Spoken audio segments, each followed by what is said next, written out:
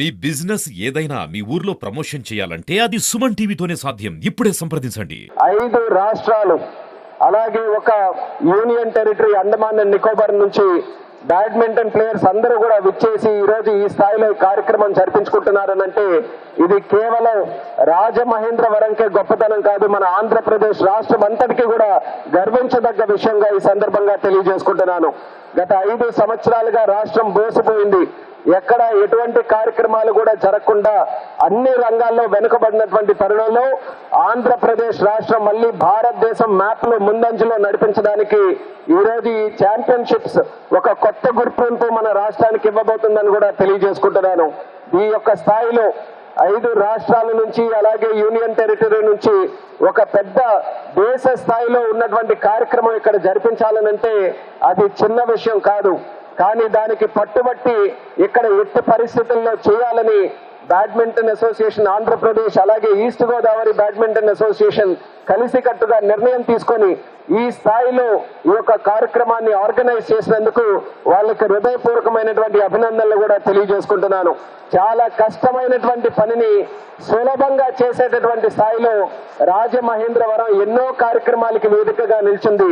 చరిత్ర చూసుకుంటే రాష్ట్ర స్థాయి, జాతీయ స్థాయి, అంతర్జాతీయ స్థాయి కార్యక్రమాలు కూడా రాజమహేంద్రవరంలో గతంలో ఎన్నో కార్యక్రమాలు మనం చేసుకోగలిగాం.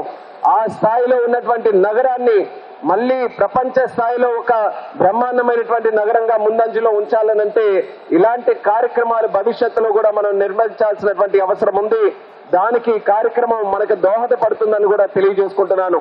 అలాగే బ్యాడ్మింటన్ స్పోర్ట్ కి వస్తే భారతదేశంలో second most popular sport. Cricket తర్వాత అత్యధికంగా మోజు చూపించేది ఆడేటటువంటి ఆట మన బ్యాడ్మింటన్. అలాంటి ఆటలో మన ఆంధ్రప్రదేశ్ రాష్ట్రం ఎన్నో కితాబులు, ఎన్నో మెడల్స్, ఎన్నో ఆనర్స్ మనం సంపాదించుకున్నాం. దానికి గతంలో కారణం చూసుకుంటే 2000 సంవత్సరంలో మరి చంద్రబాబు నాయుడు గారు ఆ రోజు పుల్లెల గోపీచంద్ గారిని గుర్తించి హైదరాబాద్ లో ఒక అకాడమీని నిర్మించాలని ఆ రోజు కొంత ఏరియాని డొనేట్ చేస్తే ఆ ఉన్నటువంటి అకాడమీ నుంచి దేశ స్థాయిలో అంతర్జాతీయ స్థాయిలో ఎంతో మంది బ్యాడ్మింటన్ ప్లేయర్స్ ని క్రియేట్ చేసే అవకాశం మనకు కల్పించింది.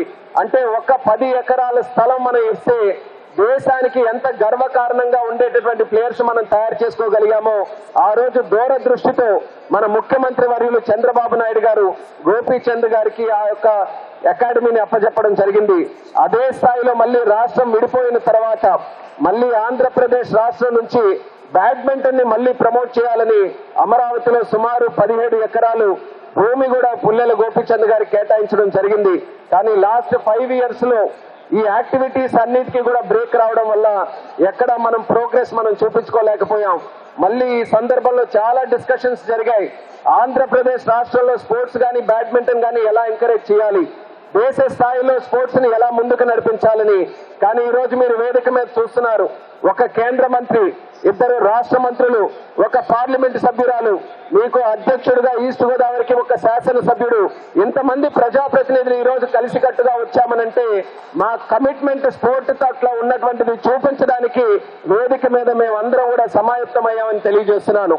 మాకందరికీ కూడా అవగాహన ఉంది. స్పోర్ట్స్ ని డెవలప్ చేస్తే భారతదేశానికి భవిష్యత్తులో తయారయ్యేటటువంటి యువతరం అన్ని రకాలుగా బాధ్యతతో కలిగినటువంటి యువతరం తయారవుతారని. ఒక ప్లేయర్ ని, ఒక స్పోర్ట్స్ మెన్ ని తయారు చేయాలనంటే ఎంత కష్టమో ఇప్పుడే పురంధేశ్వరి గారు ఒక నాయకురాలుగా, ఒక తల్లిగా కూడా ఆమె తాలూకా అనుభవాన్ని కూడా పంచుకోవడం జరిగింది. ఒక స్పోర్ట్స్ మెన్ ని తయారు చేయాలనంటే ముందుగా ఇంటిలో ఉన్నటువంటి పేరెంట్స్ ఎంకరేజ్ చేయాలి. పేరెంట్స్ చూసుకుంటే వాళ్ళకు ఉన్నటువంటి పియర్ ప్రెషర్ వల్ల చిన్నప్పటి నుంచి ఎవరు పిల్లాడుంటే మీరు ఇంజనీరింగ్ చదివిస్తారా, లేకపోతే డాక్టర్ని చేస్తారా, లేకపోతే ఐఏఎస్ ని చేస్తారా అని చిన్నప్పటి నుంచి అకాడమికల్లీ అంత ప్రెషర్ ఉన్నప్పటికీ వాళ్ళందరికీ కూడా ఆల్టర్నేటివ్ గా స్పోర్ట్ ఒక కెరియర్ గా ఎంచుకోవడానికి ఒక అవకాశం ఇవ్వాలనంటే చిన్నప్పుడే వాళ్ళ తల్లిదండ్రులు ఆ అవగాహనతో ఉండాలి. దాని తర్వాత ఖర్చు, స్పోర్ట్స్ ని కంటిన్యూగా మనం అందరం కూడా ఆడాలి అని అంటే దానికి కావాల్సినటువంటి ఎక్విప్మెంట్ కానీ, దానికి సంబంధించినటువంటి ఇతరత్ర కానీ అవన్నీ కూడా కొనాలనంటే ఖర్చుతో కూడినటువంటిది. మూడోది ఇన్ఫ్రాస్ట్రక్చర్ కావాలి. రాజమండ్రిలో కూడా ఎంత పెద్ద ఛాంపియన్షిప్ మనం నిర్వహిస్తున్నాం, ఇలాంటి బిల్డింగ్ లేకపోతే అసలు ఎక్కడ ఆడడానికి కూడా అవకాశం లేదు. కాబట్టి స్పోర్ట్స్ అని అంటే మనకి ఇన్ఫ్రాస్ట్రక్చర్ ఉండాలి, వీటితో పాటు కోచెస్ ఉండాలి, స్పోర్టింగ్ ఫెసిలిటీస్ ఉండాలి. ఇన్ని రకాలుగా కలిసి వస్తేనే ఒక స్పోర్ట్స్ మెన్ కంటిన్యూగా ఆడడానికి అవకాశం ఉంటుంది, పర్ఫామ్ చేయడానికి అవకాశం ఉంటుంది, రేపు ఒలింపిక్స్ లో మెడల్ గెలవడానికి అవకాశం ఉంటుంది. ఎందుకు చెప్తున్నానంటే మొన్న ప్యారిస్ లో కూడా ఒలింపిక్స్ జరిగినప్పుడు అందరం కూడా కాస్త బాధపడ్డాం. మనకంటే చిన్న చిన్న దేశాలు ఉన్నాయి, మనకంటే చిన్న చిన్న ప్రాంతాలు ఉన్నాయి, వాళ్ళకేమో బ్రహ్మాండంగా మెడల్స్ వస్తున్నాయి, మనకెందుకు రావట్లేదని ఎప్పుడు 4 సంవత్సరాలకు ఒలింపిక్స్ జరిగినా సరే మనం బాధపడుతూ ఉంటాం. కానీ ఒక క్రీడాకారుడు ఒలింపిక్స్కి వెళ్ళి మెడల్ సాధించాలనంటే ఎంత కష్టమైనటువంటి పనో దాని మీద మన అవగాహన లేకపోతే మాత్రం ఎప్పుడు కూడా మెడల్స్ మీద మనం మాట్లాడేటటువంటి అర్హత కూడా మనం ఎప్పుడు కూడా ఉండకూడదు. అందుకనే స్పోర్ట్స్ ని మనం క్రింద స్థాయి నుంచి కూడా డెవలప్ చేయాల్సినటువంటి బాధ్యత ఉంది. ఒలింపిక్స్ లో పెర్ఫార్మ్ చేయాలనంటే ముందు గ్రామీణ ప్రాంతాల్లో ఉన్నటువంటి ఆ స్పోర్టింగ్ టాలెంట్ ని మనం వెతికి తీసి ఇలాంటి ప్లాట్ఫామ్స్ క్రియేట్ చేసి ఇన్ఫ్రాస్ట్రక్చర్స్ ఇచ్చి కోచింగ్ ఫెసిలిటీస్ ఇచ్చి తల్లిదండ్రులు కూడా ఎంకరేజ్ చేసి వాళ్ళకి ఎక్కడైనా ఫైనాన్షియల్ గా ఎక్కడైనా ఇబ్బందులు ఉంటే ప్రభుత్వాలు ముందుకు వచ్చి ఫైనాన్షియల్ గా కూడా సపోర్ట్ చేసే స్థాయిలో ఉండాలి అన్నది ఈ సందర్భంగా తెలియజేస్తున్నాను. ఆ బాధ్యత కలిసికట్టుగా తీసుకుందాం. కానీ కేంద్ర మంత్రిగా ఉన్నాను కాబట్టి కేంద్ర ప్రభుత్వం తాలూకా కమిట్మెంట్ కూడా తెలియజేస్తున్నాను. నరేంద్ర మోదీ గారు ప్రధానమంత్రి అయిన తర్వాత స్పోర్ట్స్ కి ఒక సరికొత్త రూపం భారతదేశంలో వచ్చిందనడానికి ఎటువంటి సందేహం లేకుండా గర్వంగా తెలియజేసుకుంటున్నాను. మొట్టమొదటిసారిగా ఖేలో ఇండియా స్కీమ్ ని పెట్టి ఇన్ఫ్రాస్ట్రక్చర్ కి గాని, కోచెస్ కి గాని, స్పోర్టింగ్ టాలెంట్ కి గాని వాళ్ళకి కావాల్సినటువంటి ఫైనాన్షియల్ ఎయిడ్, అలాగే పట్టణాల్లో ఇన్ఫ్రాస్ట్రక్చర్ క్రియేట్ చేయడం కాదు, రూరల్ ఏరియాస్ లో కూడా ఇన్ఫ్రాస్ట్రక్చర్ క్రియేట్ చేయడానికి ఖేలో ఇండియా పథకాన్ని పెట్టడం జరిగింది. ప్రతి సంవత్సరం స్పోర్ట్స్ తాలూకా బడ్జెట్ కేంద్రంది 3,000 కోట్ల రూపాయలైతే సుమారు 900 కోట్ల రూపాయలు ఖేలో ఇండియా స్కీమ్ కి పెట్టి గత 5 సంవత్సరాలుగా ప్రమోట్ చేస్తూ ముందుకు నడిపించడం జరుగుతుంది. కానీ దురదృష్టవశాత్తు గత 5 సంవత్సరాలు మన ఆంధ్రప్రదేశ్ రాష్ట్ర ప్రభుత్వం ఖేలో ఇండియా స్కీమ్ ని యూటిలైజ్ చేసుకోలేకపోయింది. కానీ ఇప్పటి నుంచి హామీ ఇస్తున్నాం, ఖేలో ఇండియా స్కీమ్ కేంద్రం నుంచి వస్తున్నటువంటి నిధుల్ని సంపూర్ణంగా వినియోగించుకొని ఈ రోజు చెప్పినటువంటి ప్రధానమైన సెంటర్లు విశాఖపట్నం, రాజమండ్రి, విజయవాడ, కడప, తిరుపతి వీటితో పాటు గ్రామీణ ప్రాంతాల్లో కూడా స్పోర్టింగ్ ఇన్ఫ్రాస్ట్రక్చర్ ని ఇంప్రూవ్ చేయడానికి సెంట్రల్ గవర్నమెంట్, స్టేట్ గవర్నమెంట్ అన్ని రకాలుగా కష్టపడి ఆంధ్రప్రదేశ్ రాష్ట్రాన్ని భారతదేశంలో ఉన్నతమైన స్థానంలో పెట్టడానికి సిద్ధంగా ఉన్నామని కమిట్మెంట్ తో ఈ సందర్భంగా తెలియజేస్తున్నాం. ఈ రోజు చంద్రబాబు నాయుడు గారు గతంలో స్పోర్టింగ్ తాలూకా ఇన్ఫ్రాస్ట్రక్చర్ ని కూడా క్రియేట్ చేస్తూ స్పోర్ట్స్ ని ఇంకా ఎంకరేజ్ చేయాలనంటే నేషనల్ గేమ్స్ కూడా పెట్టాలని ఆ రోజుల్లో ఇన్వైట్ చేసి పెట్టారు. ఆఫ్రో ఏషియన్ గేమ్స్ ని పెట్టారు. అలాగే మళ్ళీ ఒక డ్రీమ్ తో ముందుకెళ్తున్నాం. 27లో కానీ 28లో ఆంధ్రప్రదేశ్ రాష్ట్రంలో మళ్ళీ నేషనల్ గేమ్స్ నిర్వహించాలని రాష్ట్ర ప్రభుత్వం కమిట్మెంట్ తో ముందుకెళ్తుంది. అలాగే నరేంద్ర మోదీ గారికి కూడా ఒక డ్రీమ్ ఉంది, ఒలింపిక్స్ ని భారతదేశానికి తీసుకొని రావాలని. 2036లో జరిగేటటువంటి ఒలింపిక్ బిడ్ లో భారతదేశం కూడా ఉందని గర్వంగా ఈ సందర్భంగా తెలియజేసుకుంటున్నాను.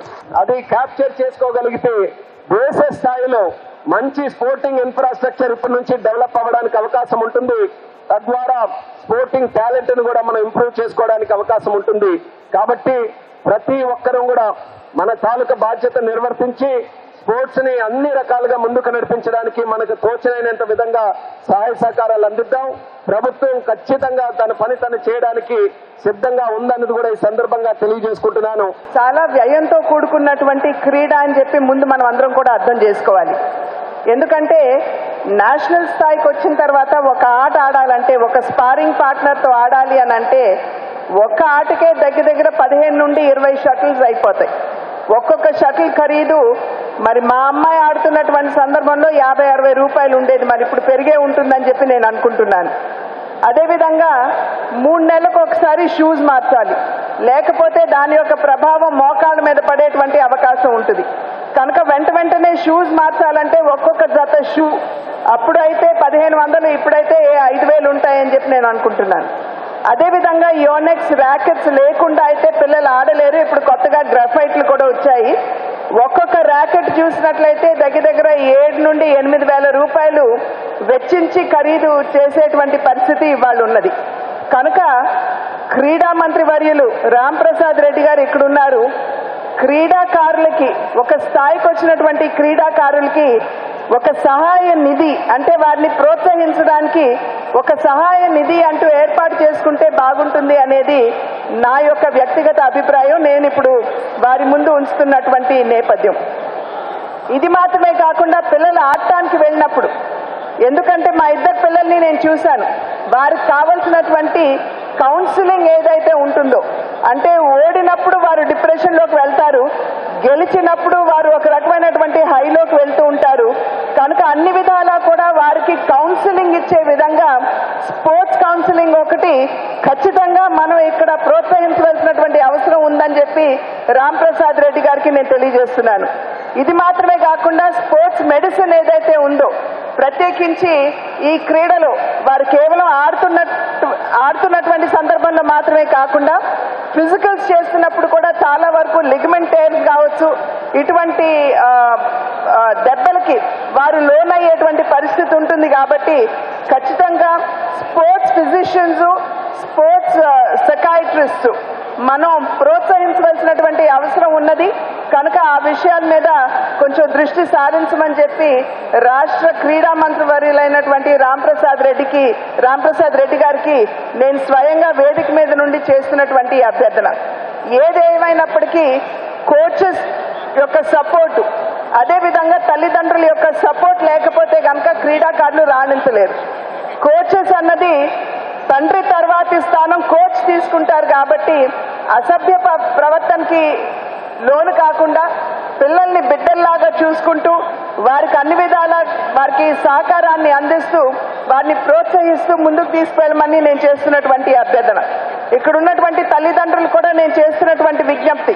నేను కూడా ఒకానొక సందర్భంలో ఏ విధంగా తల్లిదండ్రులు అక్కడ కూర్చున్నారో నేను కూడా అక్కడ కూర్చుని మా బిడ్డల్ని ఆడుతూ చూస్తూ నేను చూశాను. కాబట్టి తల్లిదండ్రులు కూడా సాధారణంగా బయట కూర్చున్నప్పుడు ఈ షాట్ ఆడలేరా, ఈ షటిల్ తీయలేరా అని చెప్పి సాధారణంగా జడ్జ్మెంటల్గా మనం ఉంటాం.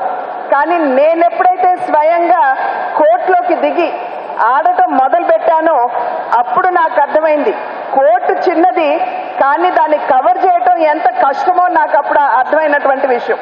కనుక తల్లిదండ్రులు బిడ్డలు రాణించాలి అనేటువంటి భావన మనలో ఉన్నా, అది పిల్లల పట్ల మనకున్నటువంటి ప్రేమ అయినా, ఆ ఒత్తిడి పిల్లల మీద పడనివ్వకుండా అన్ని విధాలా కూడా అడుగడుగున వారిని ప్రోత్సహించే దిశగా, అంటే ఈసారి నువ్వు ఆడలేకపోయావు, వచ్చేసారి ఖచ్చితంగా నువ్వు ఆడగలవు అనేటువంటి ఒక ప్రోత్సాహాన్ని పిల్లలకి ఇస్తూ, ప్రోత్సాహాన్ని పిల్లలకు అందిస్తూ మనం ముందుకు వెళ్ళినట్లయితే ఖచ్చితంగా అనేక మంది గోపీచందులు, అనేక మంది పివి సింధుల్ని మనం తయారు చేసుకునే అవకాశం ఉంటుంది అని చెప్పి ప్రతి ఒక్కరికి తెలియజేస్తూ, ఇది టీమ్ గేమ్ కనుక టీమ్గా మనం కనుక పని చేయలేకపోయినట్లయితే మంచి స్పోర్ట్స్ పర్సన్స్ ని తయారు చేసుకునేటువంటి అవకాశం కూడా ఉండదు. కనుక రాష్ట్రం కావచ్చు, వాళ్ళు చూసినట్లయితే కేంద్రంలో కూడా నరేంద్ర మోడీ గారు ప్రధాని అయిన తర్వాత క్రీడాకారులకు వారు ఇచ్చేటువంటి గౌరవం అమితంగా ఉంది. క్రీడాకారుని స్వయంగా వారి కలవటం దగ్గర నుండి, వారితో మాట్లాడటం దగ్గర నుండి, వారిని ప్రోత్సహించడం దగ్గర నుండి అన్ని విధాలా కూడా క్రీడాకారులకి అనేక రకాలుగా వారు తన ప్రోత్సాహాన్ని వారికి అందిస్తున్నారు. కనుక ఖచ్చితంగా రాష్ట్ర ప్రభుత్వం కూడా అదే విధంగా ముందుకు వచ్చినట్లయితే కేంద్ర ప్రభుత్వం తన సహకారాన్ని అందిస్తూ ఆంధ్ర రాష్ట్రాన్ని క్రీడల్లో అగ్రగామిగా నిలబెట్టే దిశగా మనం అందరం కూడా కృషి చేయవచ్చు అని చెప్పి తెలియజేస్తూ, మరి ఒక్కసారి క్రీడాకారులకి నేను తెలియజేస్తున్నాను, ఇక్కడ ఓడామా గెలిచామా అనేది కాదు ప్రశ్న, ఓడిన వారు ఉంటేనే గెలిచేవారు ఉంటారు అనేటువంటి విషయాన్ని మనం ఇక్కడ గమనిస్తూ, ఓడిన వారు కూడా తక్కువ కాదు అని చెప్పి తెలియజేస్తూ క్రీడాకారులందరికీ నా శుభాశీస్సులు అందిస్తూ సంతోషంగా ఉంది. ఈరోజు మన దక్షిణ భారతదేశంలో ఉన్న బ్యాడ్మింటన్ క్రీడాకారులందరినీ ఒకే సమూహంలో చేర్చి ఈ కార్యక్రమాన్ని నిర్వహిస్తున్న ఈస్ట్ గోదావరి బ్యాడ్మింటన్ సంఘం వారికి ఈ రాష్ట్ర ప్రభుత్వం తరఫున, అలాగే శాప్ తరఫున మరొక్కసారి ధన్యవాదాలు తెలియజేసుకుంటున్నా. సోదరులారా, ఈ రాష్ట్రంలో మా ప్రభుత్వం ఏర్పాటైన తర్వాత ప్రియతమ ముఖ్యమంత్రి వర్యులు నారా చంద్రబాబు నాయుడు గారి నాయకత్వంలో రాబోయే 5 సంవత్సరాల్లో తప్పకుండా క్రీడాలోకానికి సువర్ణ యుగం ఉందని మీ అందరి ముందర తెలియజేసుకుంటున్నాను. ఎందుకంటే చంద్రబాబు నాయుడు గారు గతంలో ముఖ్యమంత్రిగా ఉన్నప్పుడే ఈ రాష్ట్రంలోనైతేనైతే ఇక్కడ రాజమండ్రిలో అయితేనే ఈ క్రీడా ప్రాంగణాలు అయితేనే గ్రౌండ్స్ అయితేనేం అకాడమీలు అయితేనేం వచ్చాయంటే ఆ రోజు ఆయనకున్న దూరదృష్టి అని మీ అందరి ముందర తెలియజేసుకుంటున్నా. అలాగే పెద్దలు పురంధేశ్వర్ గారు ఇప్పుడే ఒక మాట చెప్పారు. పేద విద్యార్థినులు స్పోర్ట్స్ మెన్ ఎవరైతే ఉంటారో వారి కోసం ఒక ఫండ్, కార్పస్ ఫండ్ లాంటి ఫండ్ ఉండాలని చెప్పారు. తప్పకుండా గత వారంలో జరిగిన మా మీటింగ్లోనే చంద్రబాబు నాయుడు గారిని అడగడం జరిగింది. ఎవరైతే పేద క్రీడాకారులు ఎవరైతే ఉన్నారో వాళ్ళ ప్రోత్సహించేదానికి వారికి కావలసిన ఏవైతే కిట్లు అయితేనే అలాగే గ్రౌండ్ల విషయంలో కూడా ఎక్కడ రాజీ లేని పోరాటం చేసేదానికి ఈ రాష్ట్ర ప్రభుత్వం సిద్ధంగా ఉందని తెలియజేసుకుంటున్నాం. అలాగే ఇక్కడ మన కేంద్ర మంత్రివర్య రామ్మోహన్ నాయుడు గారు ఉన్నారు. వాళ్ళని మేము ఒకటే అడుగుతున్నాం. రాష్ట్రం కంటే కేంద్రంలో క్రీడలకు సంబంధించిన నిధులు ఎక్కువగా ఉంటాయి కాబట్టి ఇప్పుడు రాష్ట్రంలో కేంద్రంలో ఎన్డీఏ ప్రభుత్వం ఉంది కాబట్టి వచ్చే 5 సంవత్సరాల్లో తప్పకుండా ఈ రాష్ట్రానికి రావాల్సిన గ్రౌండ్ విషయాల్లో అయితేనేం అకాడమీల విషయాలు అయితేనేం ఇక్కడ కల్పించవలసిన మౌలిక వసతుల విషయాల్లో తప్పకుండా ఈ రాష్ట్రానికి వారి యొక్క వాళ్ళ యొక్క సహాయ సహకారాలు అందించవలసిందిగా కోరుకుంటున్నా.